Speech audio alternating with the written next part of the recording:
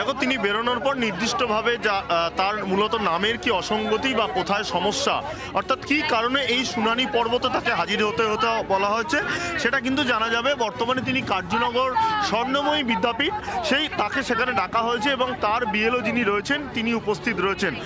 স্বাভাবিকভাবেই 2002 সালের যে একেবারে যে ভোটার তালিকা, সেইখানে তার যে নাম, সেই নামের কিছুটা গরমিল রয়েছে এবং সেই জন্যই তিনি এসছেন। কিন্তু প্রকৃত কি কারণ সেটা শুনানি পর্ব শেষ হওয়ার পরই কিন্তু সংবাদ মাধ্যমের সামনাসামনি দেব অর্থাৎ দীপক অধিকারী, তুমি জানো, যিনি একদিকে সাংসদ অন্যদিকে অভিনেতা, স্বাভাবিকভাবেই তিনি যখন এসছেন, তৃণমূল কংগ্রেসের যারা রয়েছেন সেদিক থেকে কিন্তু একটা বিশেষ বক্তব্য রাখা হচ্ছে যে তিনি 3 বারের সাংসদ, তিনি একজন জনপ্রিয় অভিনেতা। কিভাবে তাকে শুনানি পর্বে হাজির হতে বলা হয়, অর্থাৎ তার নামের যে গণ্ডগোলের কথা বারবার বলা হচ্ছে, কি করে এই গণ্ডগোল হয়। যদিও শুনানি পর্বে দীপক অধিকারী অর্থাৎ দেব তিনি নিজেই হাজির হয়েছেন এবং তারপর তিনি কি বলেন বা শুনানি পর্বে কি হয়, স্বাভাবিকভাবেই তিনি নিজে বেরিয়ে এসে সংবাদ মাধ্যমের সামনাসামনি কথা বলবেন।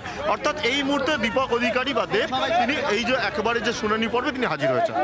আমাদের সঙ্গে থাকা সুশোভন, যে ছবি আপনাদের এই মুহূর্তে দেখাচ্ছি যাদবপুরের কার্যনগরে, সেখানে নোটিশ পেয়ে শুনানি কেন্দ্রে হাজির হয়েছেন অভিনেতা সাংসদ দেব। আপনারা সেই ছবি দেখছেন সরাসরি এই মুহূর্তে।